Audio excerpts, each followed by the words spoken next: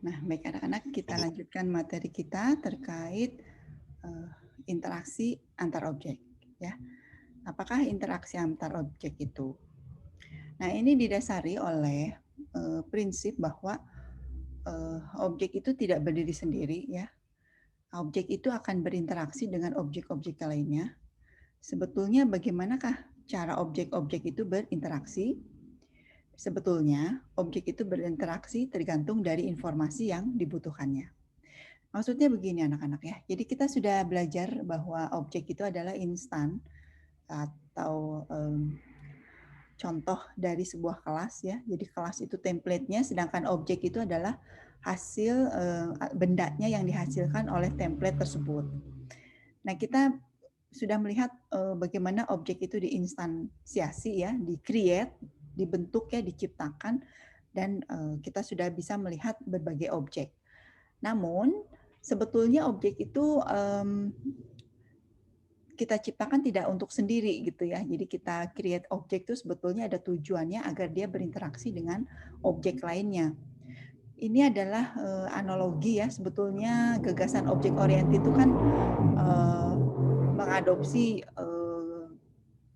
kehidupan sehari-hari ya. Bagaimana kita sebagai objek, kita ini ketika di-create ya, kita tuh lahir tuh, kita tuh diciptakan dan kita tuh nanti setelah diciptakan akan berguna dan kita akan berinteraksi dengan objek lainnya. Nah, pada prinsipnya seperti itu. Jadi objek tuh nggak mungkin gitu ya, tunggal dan nggak mungkin berdiri sendiri, dia itu akan banyak objek dan akan berinteraksi dengan berbagai objek lainnya. Nah, jadi ini secara prinsip ya, secara konseptual lah, kita membayangkan seperti itu. Kita akan bekerja dengan banyak objek dan objek itu akan saling berinteraksi, bertukar informasi, dan bagaimanakah caranya? Nah, ini yang akan kita pelajari. Nah, yang disebut interaksi itu bayangkan seperti mengobrol gitu ya. Jadi yang disebut interaksi itu sebetulnya ada pihak A dan pihak B, ada yang berbicara dan ada yang mendengarkan gitu ya, dan yang mendengarkan kemudian dia berbalik menjadi berbicara, satu pihaknya lagi mendengarkan. Nah, itu yang disebut dengan interaksi. Interaksi juga bisa kita bayangkan banyak objek ya, jadi banyak objek saling berinteraksi, tapi pada prinsipnya ketika berinteraksi itu sebetulnya hanya ada dua objek yang terlibat langsung gitu ya, jadi bergantian. Jadi pada saat yang bersamaan sebetulnya objek itu akan berinteraksi di antara dua objek saja gitu ya. Nah,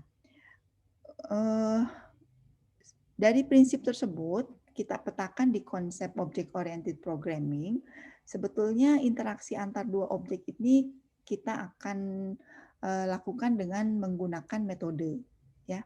Jadi itulah metode itu diperlukan sebetulnya dalam rangka agar supaya objek-objek itu saling berinteraksi. Nah, jadi kita mengenal yang disebut dengan metode. Ya. Nah, di dalam prinsip metode ada beberapa hal yang harus kita perhatikan. Nah, agar supaya objek itu bisa berinteraksi, maka kita menggunakan atau kita menerapkan metode. Nah, sebetulnya bagaimanakah metode itu bisa kita siapkan? Ada beberapa hal yang harus kita pelajari, yaitu declaring method ya, bagaimana metode itu di-declare. Kemudian ada yang disebut dengan invocation, bagaimana metode itu di-invoke ya. Nah, invoke itu saya sederhanakan atau saya simpelkan dipanggil gitu ya. Jadi bagaimana sebuah metode itu dipanggil atau digunakan. Lalu ada prinsip yang disebut dengan method overloading. Nah, ini kita akan pelajari lebih detail ya, lebih hati-hati karena istilahnya baru method overloading. Dan kemudian kita juga akan melihat bagaimana ada yang disebut dengan message passing between object. Jadi antar objek itu ada message yang dipassing. Passing sendiri kita terjemahkan dengan melempar ya. Jadi ada message yang dilempar-lempar antar objek. Nah, jadi untuk memahami konsep ya tolong dibayangkan saja ada objek gitu ya, dan objek itu berinteraksi maka dia ngobrol. Kemudian kalau di invoke itu berarti dipanggil gitu ya. Kemudian nanti overloading itu apa sih? Nanti kita lihat. Kemudian kalau ada message passing between objek, ya bayangkan saja satu objek itu melempar message ke objek lainnya, yang lain objek yang lain tersebut dia akan menangkap message-nya gitu ya. Jadi ini kita akan membayangkannya seperti itu. Lalu ada persoalan delegation, obtaining handles an object, dan object as client and supplier. Yang ketiga bawah ini kita lihat ya apakah memungkinkan untuk dibahas hari ini. Dan ketiga hal itu sebetulnya seperti next gitu ya, next step-nya. Jadi yang dasarnya itu ada yang disebut declaring, invocation, overloading, dan message passing. Sedangkan delegation, handle on object, dan client supplier itu sebetulnya bisa sambil jalan kita pelajari atau kita perhatikan lebih detail. Nah, jadi agar supaya objek kita bisa saling berinteraksi, maka kita harus menyiapkan metode, ya. Nah, kita perlu sadari bahwa objek ini adalah benda yang di-create, yang diciptakan dari kelas, ya. Sehingga deklarasi metode itu sebetulnya disimpan atau adanya di kelas. Ya, jadi objek itu memiliki metode tergantung pada saat kita mendeklar kelas, ya. Jadi pada saat kita membuat kelas, jangan lupa kita siapkan metode agar supaya objek-objek kita memiliki metode. Bisa terbayang ya, jadi template-nya lah yang kita siapkan agar objek-objek tersebut mengikuti template-nya. Di sini ada yang disebut dengan naming convention. Nah, naming itu penamaan, konvensi itu kesepakatan.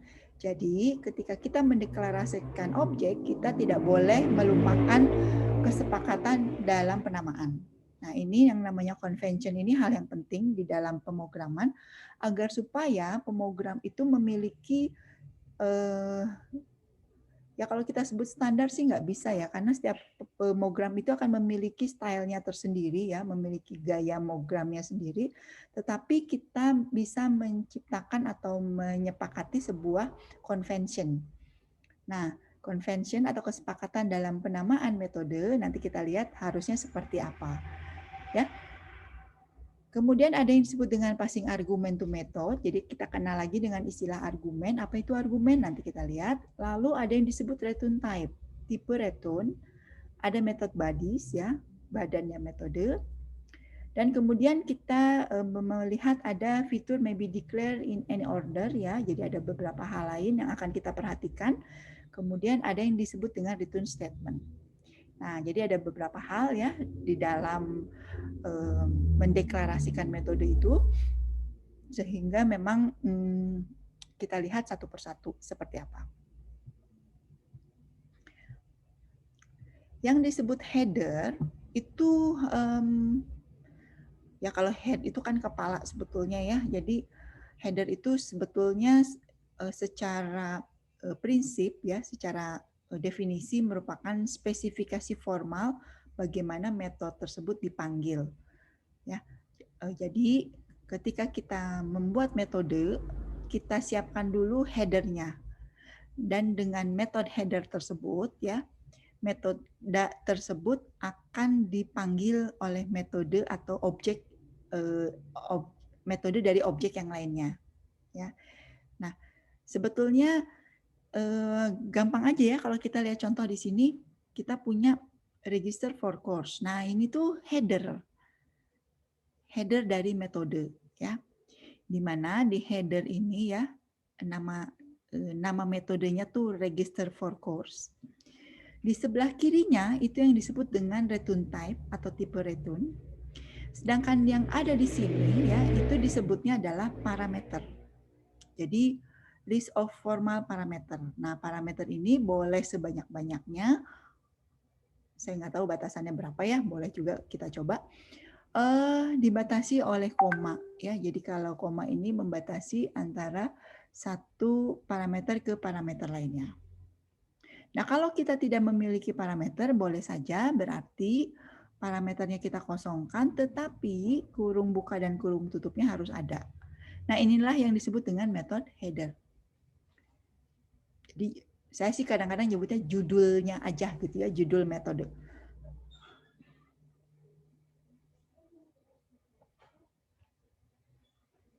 Jadi minimal ada return type, method name, dan parameter ya.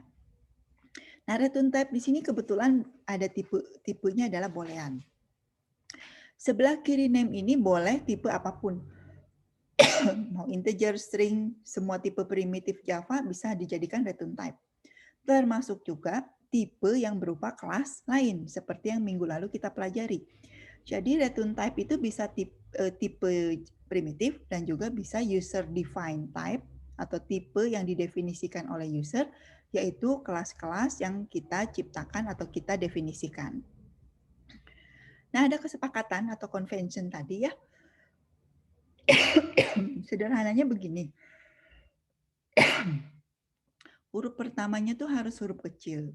Boleh nggak huruf besar? Boleh-boleh aja, tapi tidak menyepakati, berarti nggak ikut konvensi. Nggak kompak ya. Mau beda sendiri, nggak mau sama dengan yang lain. Nah, jadi sebetulnya nggak apa-apa ya kalau mau huruf besar, tetapi berarti kita tidak sesuai kesepakatan.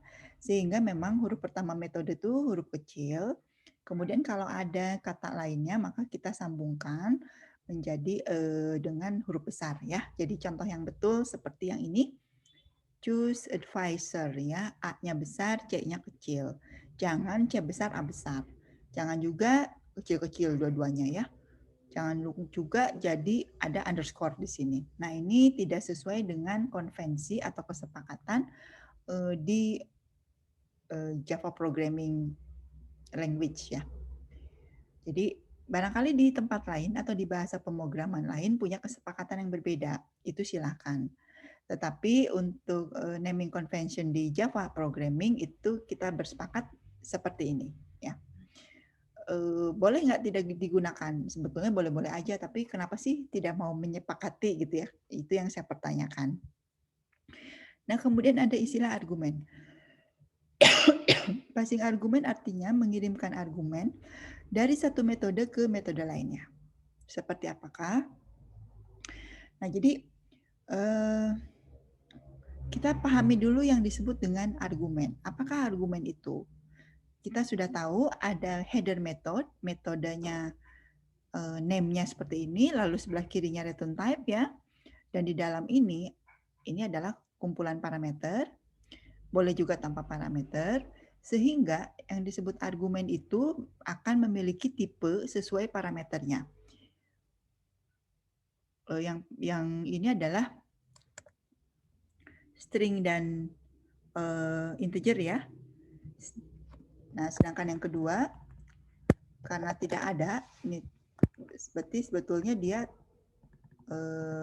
tidak ada parameternya ya. Seperti ini. Nah, jadi kita perhatikan dulu istilah ya. Jadi ada istilah parameter, ada istilah argumen. Argumen itu sebetulnya value atau nilai ya yang nanti diisi atau yang nanti ada ya sesuai dengan tipenya. Kalau kita punya parameter string dan integer, maka nanti argumennya itu berupa nilai yang bertipe string dan integer juga. Kalau memang kita tidak menggunakan parameter, maka argumennya juga tidak ada ya. Nah, kita bisa nanti mencoba ya dengan contoh. Kita misalnya punya metode yang bernama tes, di mana tes ini tanpa parameter ya, dan tes ini punya return type void. Bandingkan dengan yang sebelah di bawah, ini kita punya metode yang bernama proses. Di dalamnya ada satu parameter bertipe integer bernama x, ya. Return type-nya void juga. Di sini kita lihat ya bahwa, nah bisa kita lihat ya bahwa kita assign nilai x itu sebagai 5 ya, kita punya variabel x berisi 5, kemudian kita melakukan pemanggilan metode proses. Nah, dari sini sebetulnya kita bisa lihat dari X ini ketika kita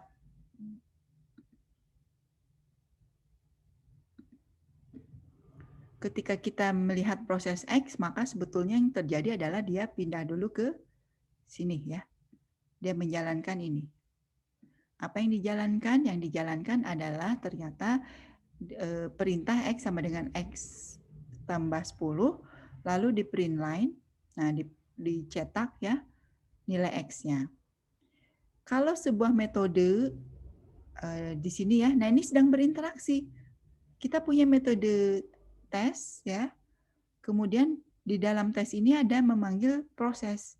Sehingga proses ini dijalankan, kalau sudah selesai ya, dia kembali ke kemana kembalinya?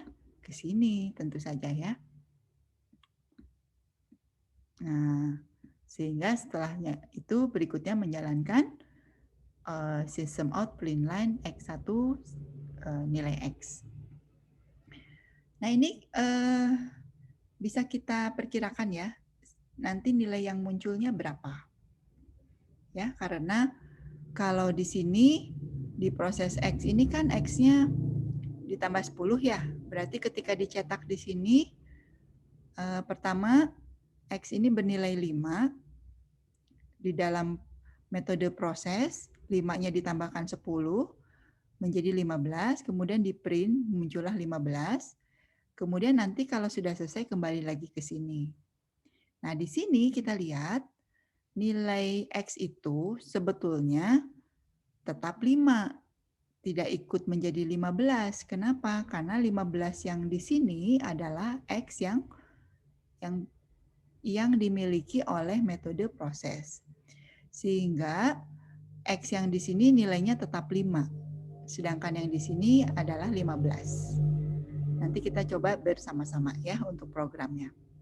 Nah, ini berarti metodenya ini ya, metode proses ini melakukan passing argumen, yaitu X yang bernilai 5. Jadi angka 5 ini dikirim ke metode proses, lalu ditangkap ya, dan lalu dijumlahkan, kemudian dikembalikan lagi ke sini, tapi pada saat mengembalikan, tidak ada yang dikembalikan ya, karena memang tidak ada return type.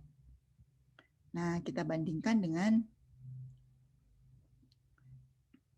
kalau kita seperti ini. Nah, nanti ini sedikit berbeda ya. Perbedaannya di sini ada integer. Nah, berbedanya di sini. Kalau di sini kita lihat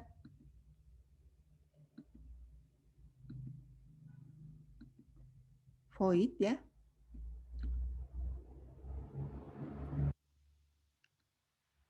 Sementara kalau di sini ini adalah integer.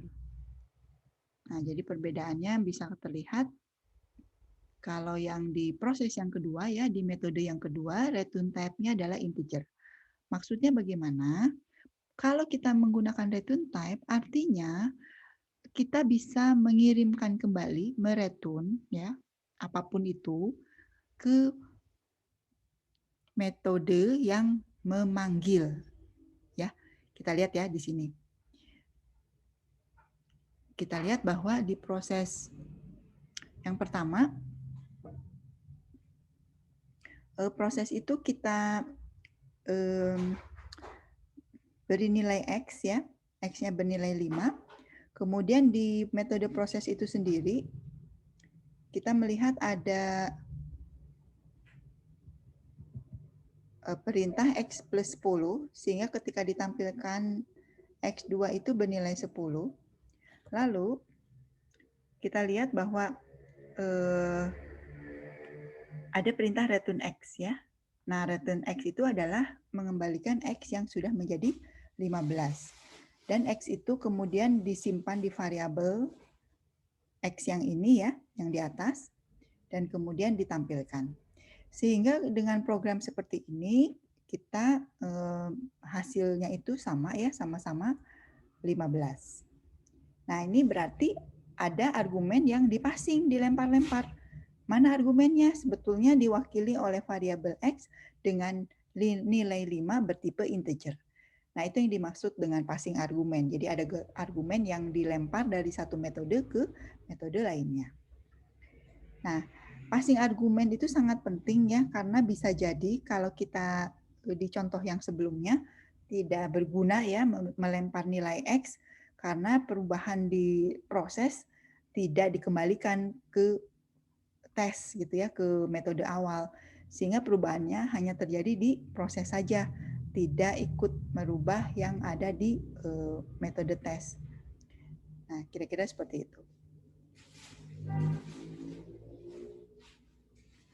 Baik, kita lanjutkan.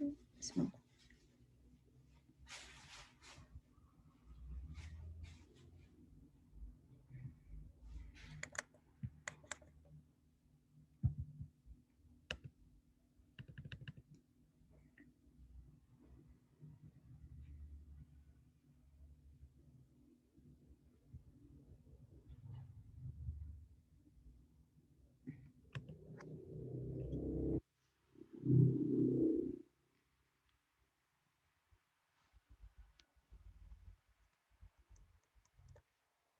Sebentar, saya kehilangan kursornya.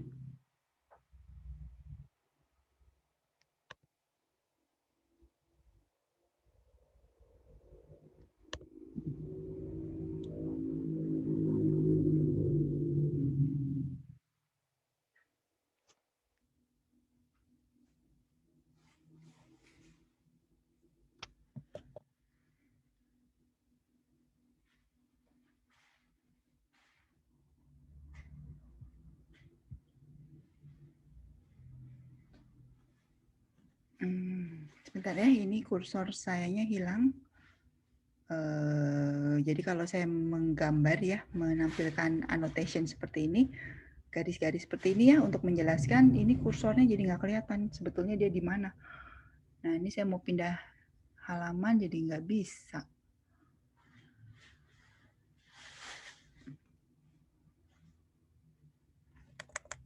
Mungkin nanti gambarnya kita kurangi aja ya supaya tidak terhambat di pindah page seperti ini. Mana sih kursornya?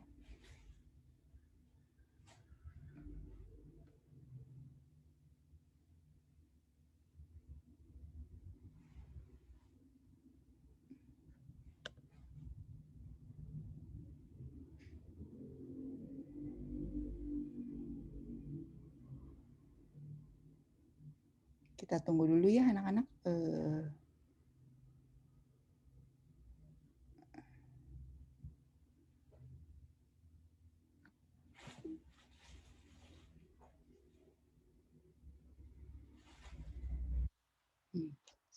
Sudah muncul sekarang ya. Nah, kita lanjutkan. Nah, jadi dengan ini kita bisa melihat ada yang disebut dengan return type ya. Return type ini adanya di sebelah kiri nama metode dan dia ada beberapa tipe, bisa void. Void itu artinya tidak ada yang direturn. Kemudian tipe data primitif, bisa integer dan lain sebagainya. Lalu bisa tipe data yang disebut dengan user defined class atau kelas ya, yang sudah kita coba minggu lalu. Dan bisa juga array dan collection, nanti kita akan pelajari lebih lanjut di materi tentang array dan collection. Nah ini contohnya kita bisa ada void ya, jadi tidak mengembalikan apa-apa, tidak punya return. Kemudian ada profesor. Nah, profesor di sini jangan bingung ya, karena ini adalah sebetulnya return type yang bertipe berupa kelas.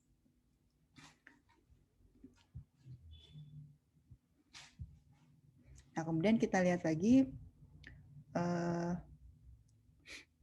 metode itu nanti kita bisa rangkum ya. Jadi kita akan memiliki metode yang punya parameter atau tidak punya parameter, ya, tetapi tetap saja harus ditunjukkan dengan ada tandanya kurung buka dan kurung tutup. Kemudian ada return type ya, tapi bisa juga tidak ada return type, yaitu diwakili dengan perintah void ya, jangan kosong tetapi void. Jadi kalau bingung apa itu void, void itu sebetulnya menunjukkan bahwa metode tersebut tidak memiliki return ya, jadi tidak mengembalikan nilai apapun, tidak melempar nilai apapun ke metode yang memanggilnya. Nah, ini bisa kita kombinasikan. Artinya apa? Kita bisa saja membuat metode yang ada parameternya tetapi void. Tapi bisa juga yang ada parameternya, tetapi ada juga return type-nya. Kita bisa punya metode yang tidak punya parameter, tapi ada return type-nya, atau tidak punya parameter, tidak ada return type-nya. Ya, jadi kombinasinya bisa ada 4. Jadi kita bisa melihat ada 4 bentuk macam metode. Nah, kalau sudah jelas header, ya sudah terbayang headernya seperti apa, maka berikutnya kita membayangkan, berikutnya kita masuk ke yang disebut dengan metode body ya atau badan metode. Nah, seperti apakah metode body itu? Nah, metode body itu setelah judul ya tidak titik koma tapi kurawal buka dan kurawal tutup. Nah, inilah yang disebut dengan body. Nanti kita juga belajar ya, nanti ya setelah hampir di bagian akhir kita juga bisa mendeklarasikan header saja gitu ya. Sehingga di sini langsung ada titik koma. Berarti kita hanya deklarasi header metodenya saja. Kalau seperti ini berarti lengkap. Ada kepalanya ya, ada headernya, lalu ada bodinya. Kalau kita lihat di sini metode kita tanpa parameter dengan return type berupa boolean ya. Jadi kombinasi yang tadi ya, ada yang kalau ini kebetulan tanpa parameter tapi punya return type. Nah, ini kurawal buka kurawal tutup ini menjelaskan awal dari body dan ditutup lagi dengan kurawal tutup ya. Akhir bodinya ada di sini. Nah, kita lihat di contoh program ini banyak sekali komentar. Untuk apa ya komentar? Komentar itu sebetulnya untuk memperjelas ini lagi ngebahas apa gitu ya, lagi belajar apa. Nah, ini sangat baik ya anak-anak, tolong saja dibiasakan membuat komentar supaya kita tahu ini sedang mempelajari hal apa. Jangankan baru belajar gitu ya, yang sudah sering pun kita tetap dimintai komentar karena komentar itu sekaligus juga mendokumentasikan si program itu sendiri. Nah, di sini kalau kita lihat ya di body-nya metode ini ada perintah if dan kemudian melakukan sesuatu lalu else melakukan sesuatu. Kalau kita lihat nih komentarnya di baris ini berarti perintahnya sebetulnya yang hanya ini ya. Hanya return true. Kemudian else, return false. Nah, seperti itu ya. Jadi ini kalau GPA-nya atau IPK ya, GPA itu lebih besar dari 35, maka return true, else, return false. Seperti itu aja metode body-nya itu ya. Nah, kalau kita ingin ada return, nah return sendiri bisa ya langsung mengembalikan. Saya nyebutnya mengembalikan ya. Jadi return itu sebetulnya perintah untuk jump atau lompat kembali keluar dari metode tersebut kembali ke awalnya. Ke awal di mana metode tersebut dijalankan gitu ya atau dipanggil. Nah, jadi return ini ya ada keywordnya ya yaitu return dan setelah perintah return itu kita bisa mereturn angka, variabel, boleh juga ekspresi ya, ini disebutnya ekspresi. Jadi rumus-rumus itu adalah ekspresi. Kemudian kita bisa juga variabel yang dilakukan casting. Casting itu artinya mengubah tipenya sesuai dengan variabel yang tipe yang kita inginkan. Ini namanya casting. Jadi jangan bingung kalau kita mau return tidak harus return angkanya ya value-nya, tapi bisa juga bahkan mereturn rumus. Boleh aja ya. Return itu bisa mengembalikan sebuah nilai yang sekaligus juga kita rumuskan gitu di sini. Nah, bisa juga kalau kita return type-nya atau tipe return-nya boolean, maka kita bisa mengirimkan false, bisa juga sebuah variabel yang bertipe boolean, bisa juga sebuah ekspresi boolean. Jadi seperti lebih besar, lebih kecil, sama dengan itu kan ekspresi untuk boolean ya. Kita bisa juga mereturn seperti ini. Jadi langsung true dan false-nya tidak eksplisit ditulis, tetapi diwakili di variabelnya. Ini contohnya seperti ini. Kita punya contoh return true ya, kemudian return false. Ini sebetulnya exit method. Exit itu artinya apa? Kalau kita ada perintah return ya, kalau memang GPA-nya lebih besar dari 3, maka return true. Setelah return true, yang sebelah di sini tidak pernah dieksekusi. Tidak perlu dieksekusi karena dia sudah exit, keluar dari sini ya. Keluar dari metode ini dan kembali ke awalnya. Kalau misalnya ternyata GPA-nya tidak besar dari 3,5, maka masuk ke else. Else itu yang di-return adalah false.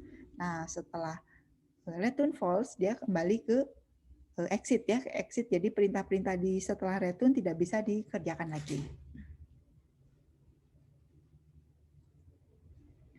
Sehingga ya, bisa saja kita mengcoding seperti ini ya. Jadi ini metode is honor student ya. Jadi ada return type-nya boolean tanpa parameter.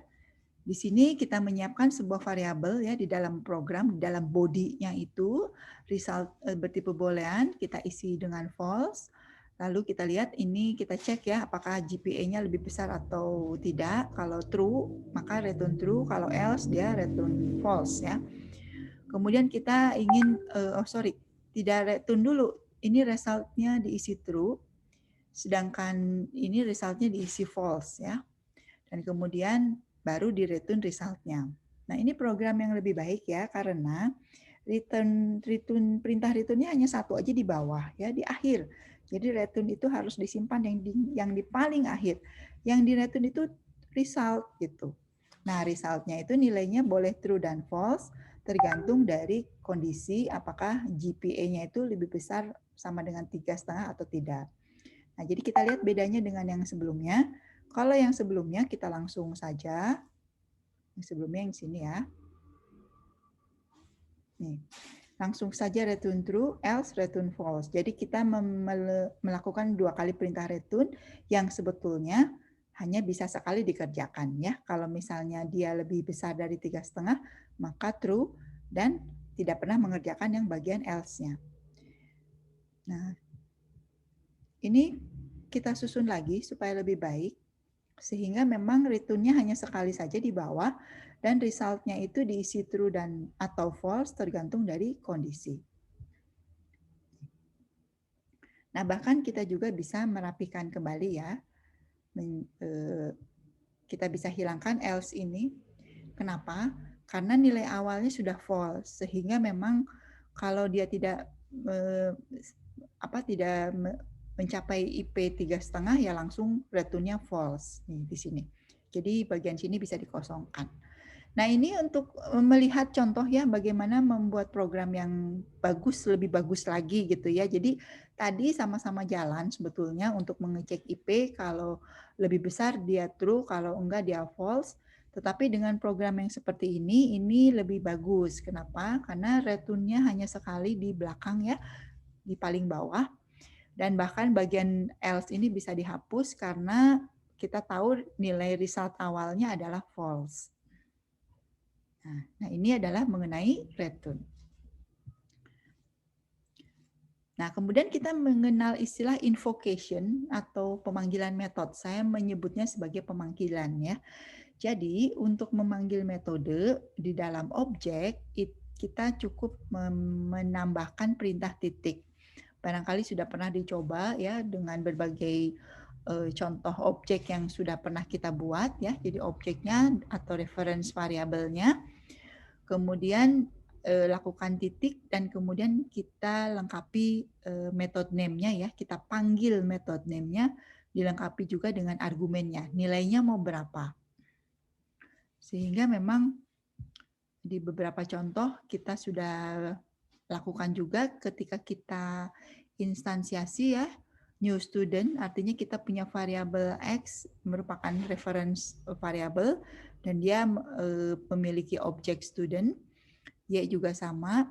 Nah, cara memanggil metode adalah kita tuliskan X, lalu titik, kemudian ini nama metodenya ya.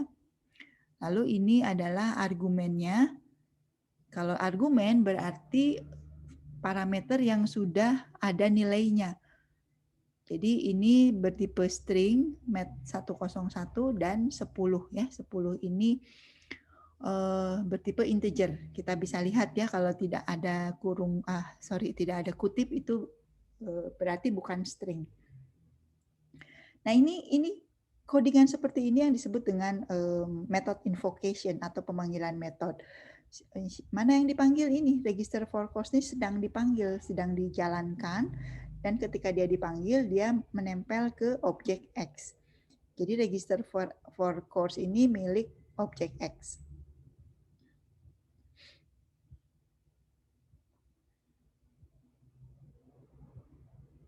Nah, kita juga bisa melihat ya bahwa kita memiliki metode yang non-void, artinya punya return type, ya, bisa dipanggil atau dipanggil kemudian nilainya digunakan untuk proses yang lain. Nah, jadi kalau kita lihat ya, kita punya metode namanya register for course yang nilainya boolean.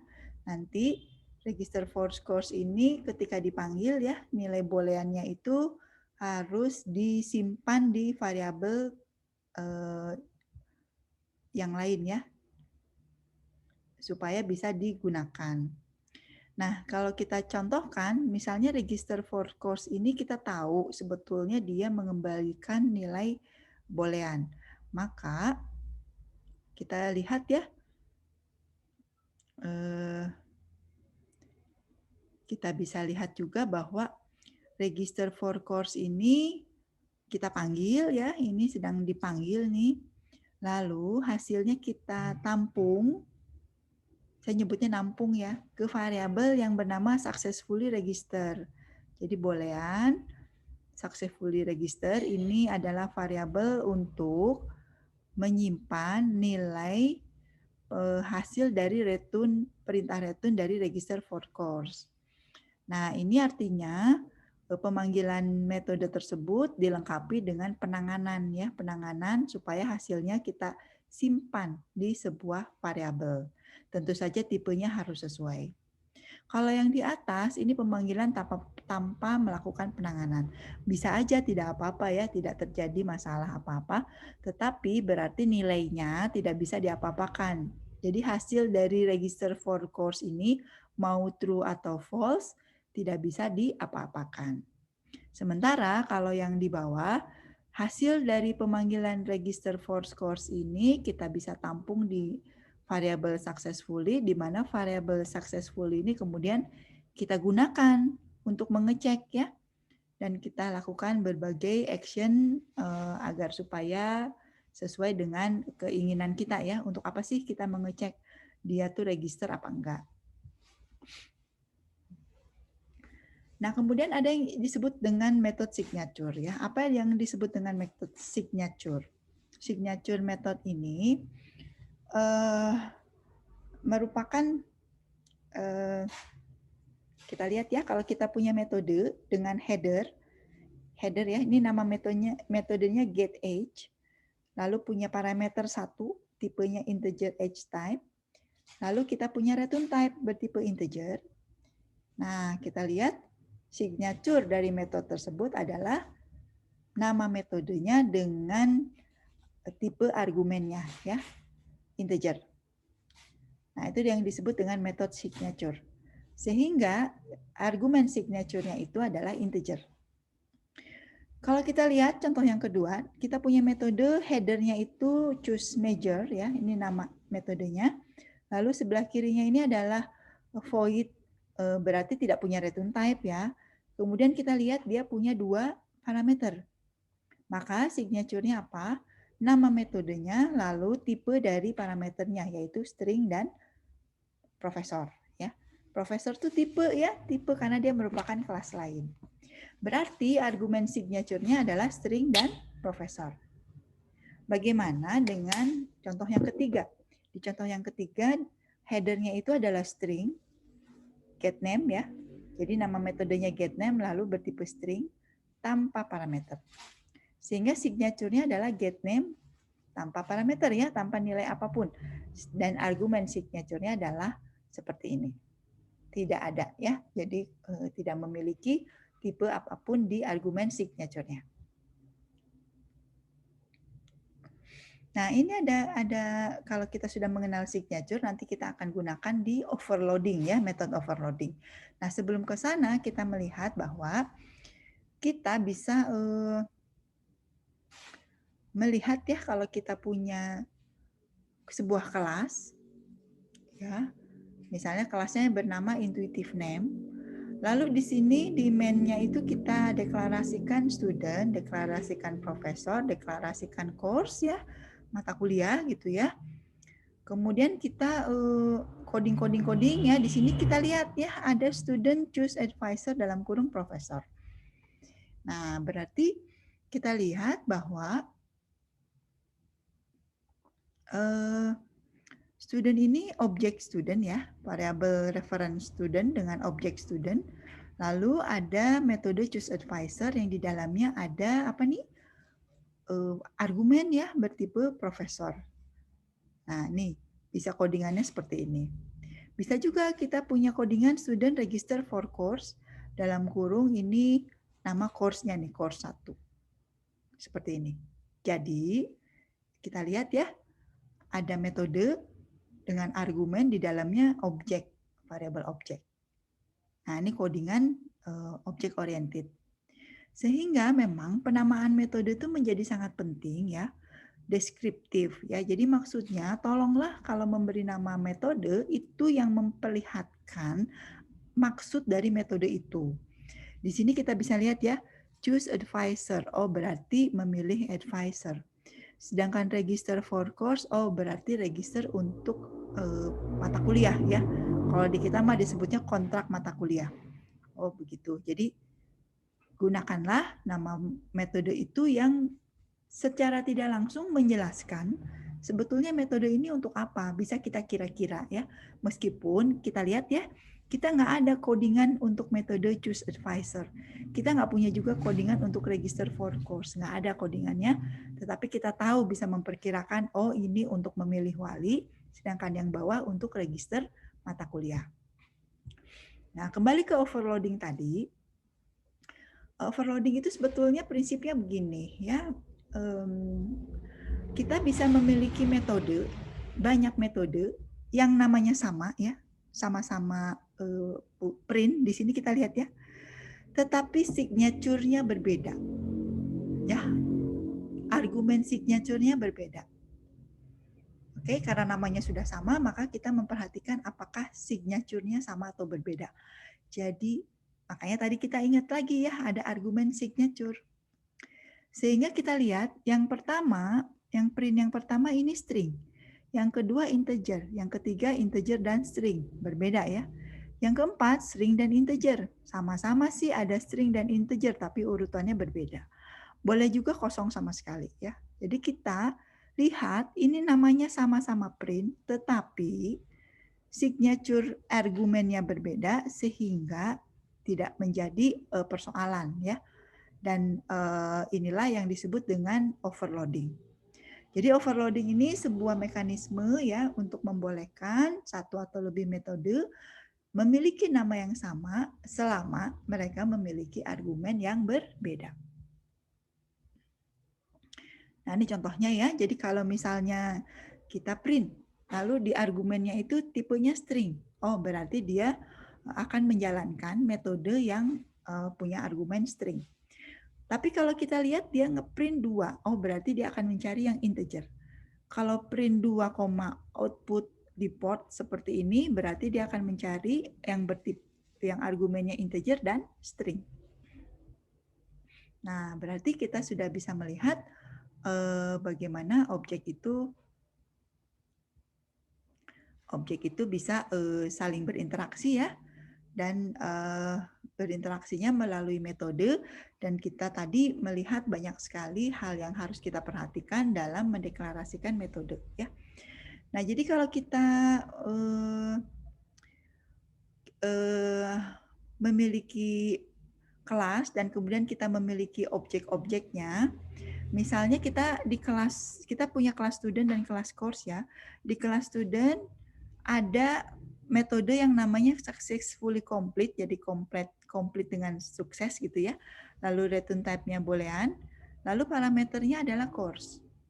Kebalikannya ya, kita lihat di kelas course kita punya register aja ya, the return type boolean, dan ini bertipe student ya, ada parameter bertipe student. Inilah yang disebut message passing antar objek ya. Inilah berarti kita sedang melakukan interaksi antar objek. objek dari kelas student sedang berinteraksi dengan objek dari kelas course. Mereka ngobrol gitu ya. Ngobrolnya gimana? Karena di kelas student ada course. Sedangkan di kelas course ada student. Nah, inilah yang memperlihatkan satu objek dengan objek lain, satu kelas dengan kelas lain, ada interaksinya. Gitu maksudnya ya. Nah, supaya lebih jelas, kita sudahi dulu dari konsepnya, kita coba coding bersama-sama.